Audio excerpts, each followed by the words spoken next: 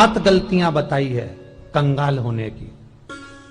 ये गलती अगर आपने भी करी है तो जिंदगी में कितना भी पुण्य करोगे उसका फल नहीं है।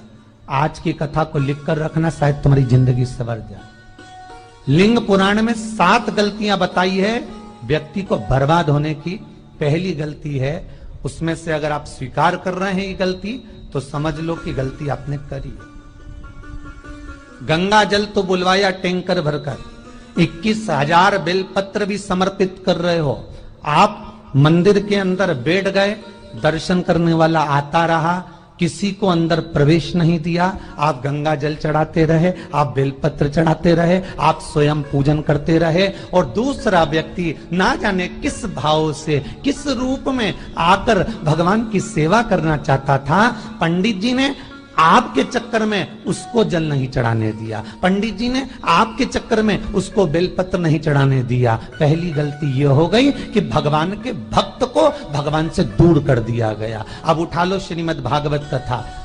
2 देवताओं ने गलती करी थी। एक ब्रह्मा जी ने गलती करी थी कि गाय बछड़ों का हरण कर लिया था। 1 वर्ष होने में 1 दिन था तब ब्रह्मा जी ने गाय बछड़े वापस दिए थे। दूसरी गलती इंद्र ने करी थी, जल वृष्टि करी तब भगवान कृष्ण को गोवर्धन पर्वत उठाना पड़ा। दोनों देवताओं ने गलती करी पर भगवान कृष्ण ने इंद्र को क्षमा कर दिया पर ब्रह्मा को क्षमा नहीं करा। क्यों नहीं करा? क्योंकि इंद्र को क्षमा इसलिए करा क्योंकि इंद्र ने जब जलवृष्टि करी तो सारे ब्रजवासियों को भगवान के चरणों में लाकर छोड़ दिया। सारे ब्रजवासी गोवर्धन पर्वत के नीचे आकर बैठ गए, भगवान के चरणों में आ गए। और ब्रह्मा ने जो गलती करी वो ऐसी गलती करी कि भगवान से गाय और बछड़ों को दूर कर दिया। जो भगवान से भगत को दूर कर दे उसको शंकर कभी क्षमा नहीं कर सकता। इसलिए बर्बादी का पहला कारण आप भक्त और भगवान में दूरी बना दी। दूसरा कारण, भगवान की जब पूजन कर रहे हो, 21,000 बेलपत्र चढ़ा रहे हो, गंगा का जल चढ़ा रहे हो, चंदन चढ़ा रहे हो, अबीर चढ़ा रहे हो, गुलाल चढ़ा रहे हो, तो तुम्हारे भीतर ये अहंकार, जब तुम पूजन करके उठो तो उठते समय तुम्हारे भीतर अभिमान नहीं होना चाहिए कि मैंने जो अनुष्ठान करा उसके बराबर कोई नहीं कर सकता। तीसरा कारण कहा कि भगवान की सेवा तो आप कर रहे हो, भगवान की चाकरी में तो आप लगे हो, भगवान की आराधना भी कर रहे हो, दिया भी लगा रहे हो, धूप बत्ती भी लगा रहे हो, स्नान भी करा रहे हो, पंचामृत स्नान भी करा रहे हो, सारी पूजन अर्चना सब तुम कर रहे हो। पर हो सकता है इस पूजन अर्चना में आप केवल 3 घंटा पूजन करते हो और बाकी के समय किसी न किसी की जीवात्मा को दुख पहुंचा रहे हो। एक कथा में एक बात कही थी कि भले मंदिर में दिया मत लगाओ, भले मंदिर में जाकर धूप बत्ती मत जलाओ, भले मंदिर में जाकर भोग मत लगाओ, भले मंदिर में जाकर जल मत चढ़ाओ, कुछ मत करो, भले भगवान को नए कपड़े मत पहनाओ, भले तुम्हारी मर्जी पड़े भगवान को भोग मत लगाओ, पर शास्त्र कहता है कुछ मत करो, पर एक काम जरूर करना कि किसी के चेहरे पर प्रसन्नता ला देना तो मंदिर में दिया जलाने के बराबर होगा। किसी के चेहरे पर चमक ला देना, प्रसन्नता ला देना तो अगरबत्ती लगाने के बराबर होगा। किसी गरीबड़े के, किसी दुखी के चेहरे पर अगर तुमने प्रसन्नता ला दी तो वो भगवान को कपड़े पहनाने के बराबर होगा। मालूम पड़े तुम मंदिर में पूरी सब्जी बांटो, मंदिर में भोजन कराओ, मंदिर में सारा पकवान चढ़ाओ, और कोई तुम्हारे कारण अगर दुखी है तो तुम्हें वो सुख का भान नहीं हो सकता। तीसरा कारण है हमारा, वो सुख नहीं मिल सकता। चौथा कारण है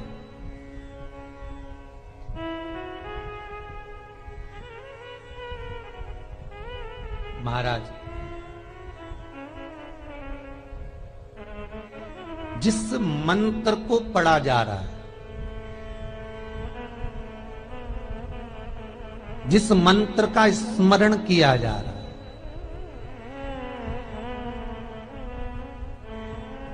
जिस भगवान की माला को हम जप रहे हैं, हम पाठ कर रहे हैं, उसमें त्रुटि उठा लीजिए। दुर्गा सप्तशती, दुर्गा सप्तशती का हिंदी अनुवाद में थोड़ा सा दृष्टांत दिया है, आपको मालूम होगा।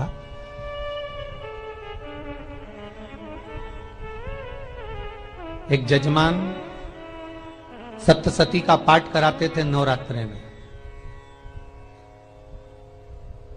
नवरात्रे पूरे होते थे और उनकी पत्नी मर जाती थी। सप्तसती के अंदर लिखा है, बहुत ध्यान से सुनिएगा। दुर्गा सप्तसती का पाठ कराते थे और पत्नी नवरात्रे के बाद 4 महीना 3 महीने के बाद मर जाती थी। बहुत दुखी था सेठ। एक शादी करी, दूसरी करी, तीसरी करी, चौथी करी, चौथी पत्नी भी मर गई।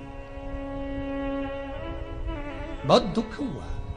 आज वो गुरुजी के पास चले गया, गुरुदेव, गुरुजी, गुरुदेव, गुरुदेव। गुरुजी बोले क्या हो गया? सेठ जी बहुत दिनों के बाद आ रहे हो, क्या बात है गुरुदेव? मेरे को एक बात समझ में नहीं आती कि मैं नवरात्रे में सप्तसती का पाठ कराता हूं, देवी जी का यज्ञ करवाता हूं, माता रानी को चूनर पहनाता हूं, उनको सुंदर बिछुड़ी, पायल, चुनरी सब पहनाता हूं, कन्याओं का भोजन करवाता हूं, भंडारा करवाता हूं, जवारे बोता हूं, अखंड ज्योत लगाता हूं, पर नवरात्रि जैसी पूरी होती है उसके 2 महीने 3 महीने बाद मेरी पत्नी क्यों मर जाती है? 4 पत्नियां मेरी मर चुकी हैं, 5वीं मैंने शादी करी है। गुरुदेव आप कृपा करिएगा, कुछ तो बता दीजिए, कुछ करुणा कर दीजिए।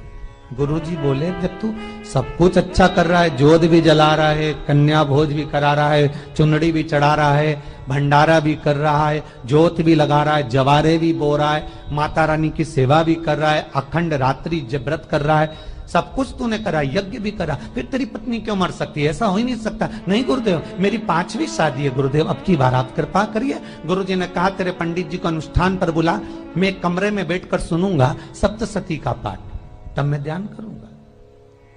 गुरुजी अंदर के कमरे में जाकर बैठ गए, ब्राह्मण पाठ करना प्रारंभ करा और ब्राह्मण ने पाठ करना प्रारंभ करा। उसमें एक शब्द आ गया, भारयंतु बक्षन्तु, भारयंतु बक्षन्तु। उसमें बोलना था भय पीड़ा को, हे जगत जननी तू भक्षण कर जा, पर ब्राह्मण बोलता था भारयंतु बक्षन्तु, मेरी पत्नी को, मेरी भार्या को तू भक्षण कर दे। पंडित जी जैसे ही बोले गुरुजी बाहर निकल कर आ गए। पंडित जी को रोका, रुकिए गुरुदेव, आप हर साल अनुष्ठान कर रहे हो जजमान के यहाँ और बोल देते हो भारयंतु भक्षन्तु, हे देवी तू मेरी पत्नी को खा जा, तो माँ हर बार उस पत्नी को निगल जाती है। निवेदन है, शब्द सुधार लीजिए, शब्द ठीक है। चौथा कारण है कि आप जो पाठ कर रहे हो, आप जो पूजन कर रहे हो, आप जो अनुष्ठान कर रहे हो, उसमें कुछ ना कुछ गलती जरूर हो रही है। ये चौथा कारण है।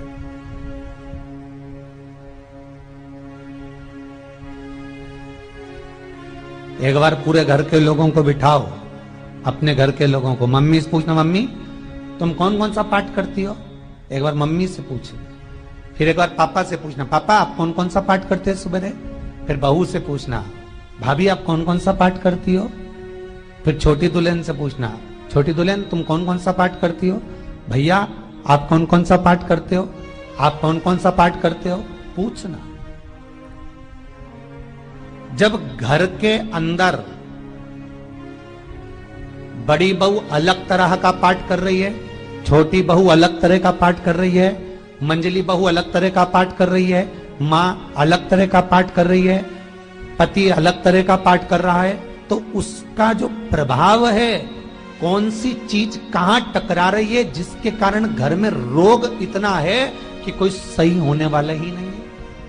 अब तुम कहो कि सीवर वाले गुरुजी ने उपाय बताया, हमने बहुत करा, पर सही क्यों? तो सही क्यों नहीं हो रहा है? उसका कारण है या तो बड़ी बहू जो पाठ कर रही, या सास जो पाठ कर रही, जो पति जो पाठ कर रहा है, नाते जो भी उस घर के अंदर रहकर जो पाठ अर्चना कर रहा है, उसमें जरूर कुछ ना कुछ ऐसा हो रहा है जिसके कारण वो काम नहीं कर पा रहे। उसमें कुछ ना कुछ गलती हो रही है जिसको तुम समझ नहीं पा रहे, जिसको तुम अपने आप को बहुत विचार करते हो कि मेरे बराबर कोई नहीं कर सकता, मैं शंकर की भगत, मैं राम की भगत, मैं कृष्ण की भगत, मैं जो करती हूँ बहुत अच्छा करती हूँ, मैंने जो किया बहुत अच्छा करा, पर हो सकता है उसी कारण आपको दुख झेलना पड़ रहा।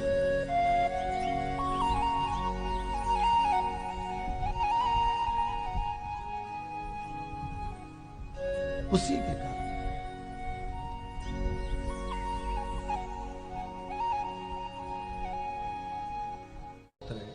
महाराज, हमने जो दान किया, हमने जो पुण्य किया, हमने जो सत्कर्म किया, वो किस जगह पर लगा?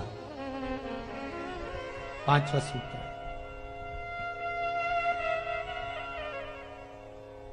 जो आप दान कर रहे हो, जो आप पुण्य कर रहे हो, सत्कर्म कर रहे हो, वो किस जगह पर लगा? ये पांचवा सूत्र। फिर निवेदन करेंगे, गाय, बेटी और लक्ष्मी 50 बार विचार करना, तब किसी को देना। बेटी किसी ऐसे को मत ब्याह देना जो जुआ खेलता हो, मदिरापान करता हो, मांसाहार करता हो, वेश्यावृत्ति करता हो। वो बेटी का सम्मान नहीं करेगा, बेटी रोएगी तो कन्यादान करने वाले को रोना पड़ेगा। दूसरे नंबर पर गौ माता, गाय ऐसे ब्राह्मण को दान मत देना कि ब्राह्मण के घर में खुद रहने की जगह नहीं और गाय को ले जाकर तुमने दे दिया और उस ब्राह्मण ने जब तक दूध दिया बांध कर रखा, एक तगाड़ी बाल्टी साड़ी के चक्कर में ले लिया, सोने के सींग के चक्कर में ले लिया और बाद में वही गाय कसाई के हाथ में बिक गई और कसाई ने काटा तो बद्दुआ तुमको लगी। बेटी, गाय और लक्ष्मी, पैसा भी किसी ऐसे भिखारी के कटोरे में मत दान देना कि जिसने ले जाकर मदिरापान में लगा दिया, जुए में लगा दिया, वेश्यावृत्ति में लगा दिया। अगर जिस भिखारी के कटोरे में पैसा दिया उसने शाम को ले जाकर मदिरापान में, जुए में लगा दिया, तो लक्ष्मी रोती है कि तूने मुझे गलत जगह पर दिया है, इसलिए अब तुझे रोना पड़ेगा। तब व्यक्ति को रोना पड़ता है, फिर व्यक्ति रोता है। गाय, बेटी और लक्ष्मी 50 बार विचार करो, क्या सही जगह पर दे रहे हो? और अच्छी जगह पर दोगे तो संपदा भी बढ़ती है, सुख आता है। अगर बेटी सुखी रहेगी तो मायके के लोग सुखी रहेंगे, गौ माता सुखी रहेगी तो संसार सुखी रहेगा। और आपने जो धन दिया, आपने जो पैसा दिया किसी भिखारी के कटोरे में, अगर उसने गलत जगह पर लगाया तो रोना तुमको पड़ेगा। किसी आजकल के भिक्षुकों को अगर रोटी दे दो तो लेते ही नहीं, आटा दो तो नहीं लेते।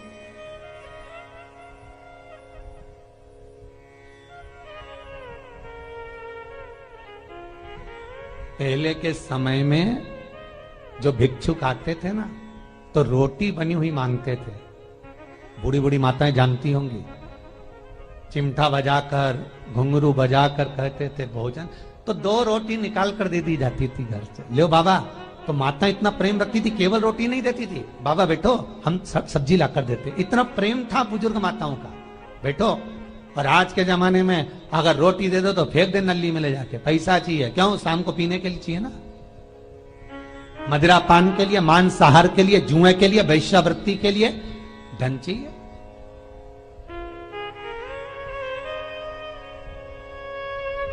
भोपाल के और इंदौर का राजवाड़ा चौराया और भोपाल का लाल घाटी चौराया, इन दोनों चौराहे पर इतने से बच्चे लोग भीख मांगते हैं और उनकी माताएं और उनके पिता रोड के किनारे पर चिलम लगाते बैठे रहते हैं, पांव लंबे करके पड़े हैं और ये कमा कमा के उनको दे रहे हैं। और धन्य हैं ऐसे लोग जो उनको दान भी दे देते हैं। जिसको जरूरत है उस तक कुछ नहीं पहुंचता। अभी भी 4-6 महीने लॉकडाउन चला, जिसको जरूरत थी एक एक रोटी की उस तक कुछ नहीं पहुंचा, और जिसके पास में पहले से भरा हुआ था उसने और ले जाके भर लिया। जिसको जरूरत थी उस तक नहीं पहुंचा। अभी ठंड आ रही है, बहुत सारी संस्थाएं कंबल बांटेगी। रेलवे स्टेशन पे लोगों को कम्बल उड़ा रहे हैं, कोई सो रहा है जमीन पर उसको कम्बल उड़ा रहा है, बस स्टैंड पे चले गए कोई रोड पे सो रहा है कम्बल उड़ा रहा है, तो इतना बड़ा नाम चलेगा कि उनने कम्बल उड़ाए, कम्बल उड़ाए, कम्बल उड़ाए। और वो कम्बल जिसको उड़ाया वो दूसरे दिन जाकर कपड़े की दुकान पर बेच के आ गया, 200 रुपए लिया, रात को पीकर फिर सो गया, क्योंकि फिर कहीं कहाँ आएगा, फिर उड़ा के चले जाएगा, क्योंकि इन्होंने तो ये करके रखा है कि नाम कमाना है तो कम्बल उड़ाए जाओ। जिसको जरूरत है वहां तक सामान नहीं पहुंचता भाई, जिसको जरूरत है वहां तक सामग्री नहीं पहुंचती भाई। आपने दिया और उन्होंने ले जाकर बेच दिया, और फिर सोचते हो कि मैंने तो पुण्य करा है। कई लोग कहते हैं मैंने दान करा, मेरे को इतना फल मिलेगा। काहे का दान करा? ऊपर तो जा, यमराज के डंडे पड़ेंगे।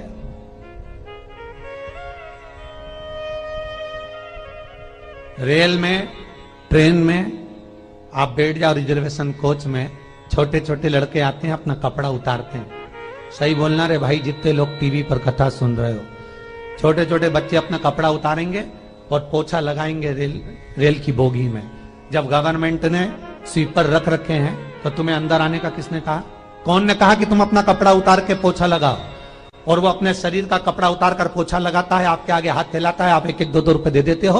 वो अगले स्टेशन पर उतरता है, कोई सूंघने की सामग्री लेता है, सूंघ सूंघ के वो बर्बाद हो जाता है और कहीं कूद कर मर जाता है। उसके मरने में 1 रुपया तुम्हारा भी लगा है, इसलिए नरक तुमको भी भोगना पड़ेगा, क्योंकि उसके मरने में तुमने हेल्प करी है।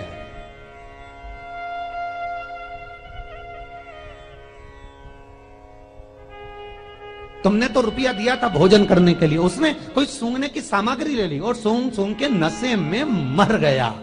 उसके मरने में 2 रुपए तुम्हारे हैं, 1 रुपए तुम्हारा है, तो भोगना तो तुमको भी पड़ेगा ना।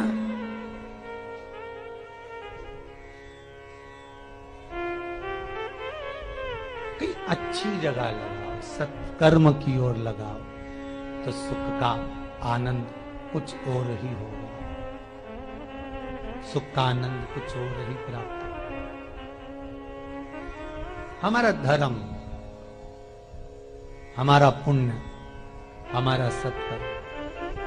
5वां कारण अपनी पुस्तिका में लिखकर रखना, तुम्हारे दुख का 5वां कारण क्या है? क्यों तुम करोड़पति से रोड़पति बन गए? तुम्हारे यहां पर 4-4, 5-5 गाड़ी थी, खूब वैभव था, खूब धन था, फैक्ट्रियां चल रही थी, सत्ताएं चल रही थी।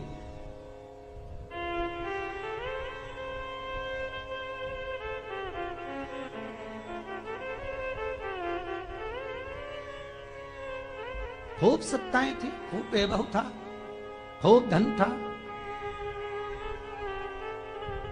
पर कुछ भी नहीं, सब धरा की धरा रह गए। सारा कोई वैभव बचा ही नहीं, कोई वैभव नहीं। एक हमारे सेंधवा के भगत हैं महाराज, बड़े भावपूर्ण भगत।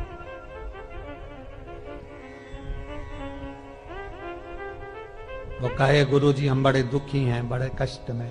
हमने कहा कष्ट का कारण कुछ ना कुछ जरूर होगा, दुख का कारण जरूर कुछ ना कुछ होता है। कहने लगे गुरुजी हमारी तो जीनिंग चलती थी, खूब फैक्ट्रियां चलती थी, इतना जीनिंग फैक्ट्रियां थी, इतना चलता था।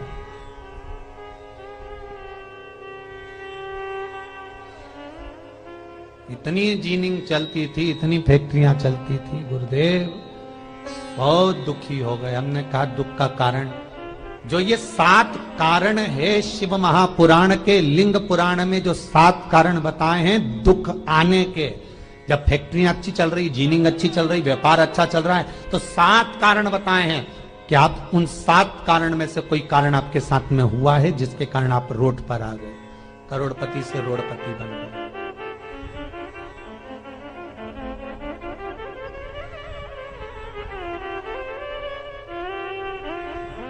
कभी कभी नगर में, गांव में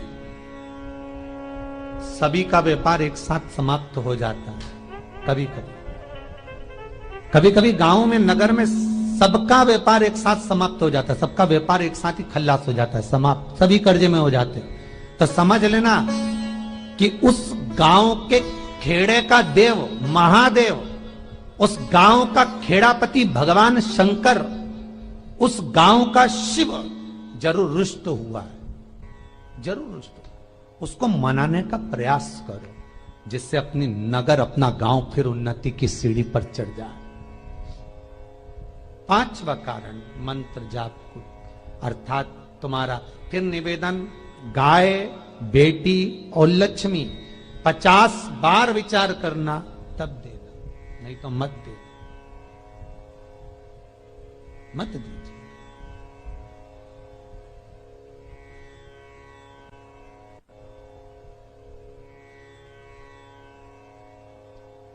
और महाराज भगवान शिव की कथा का छठा कारण बता, हमारे दुख का कारण छठा कारण,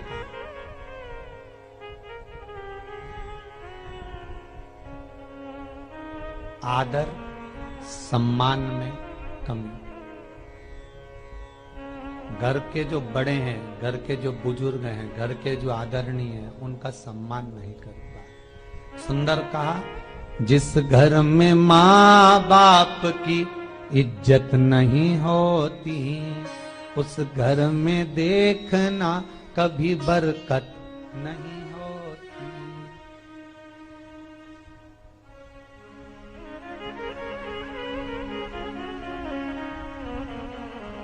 छठा कारण है सम्मान, सत्कार, आदर ना हो। जब धन, सातवां कारण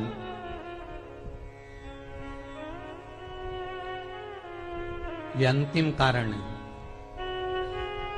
जितने लोग कर्जे में, लदालू में, जितने लोग दुखी हैं, जितने लोग तकलीफ में, आज की कथा को बहुत दिल से सुनना, अपनी गलती को जरूर छांटना। मुझे विश्वास है मेरा भोलेनाथ, आप अगर गलती को स्वीकार कर लोगे तो शंकर वापिस आपको करोड़पति बना देगा, लखपति बना देगा। शंकर आपके भंडार फिर भर देगा। 7 कारण में से अपनी गलती को जरूर छांटना। साहब की आपने गलती कौन सी करी, और अपनी गलती को छांट ले, यही सबसे बड़ी बात है ना। लोग सुनने के बाद भी नहीं छाटेंगे, नहीं मैंने तो कुछ करा ही नहीं, मैं तो कुछ कर ही नहीं, बस मैं ही तो है, हरी जगदम्बा वो मैं ही फंसा है बीच में।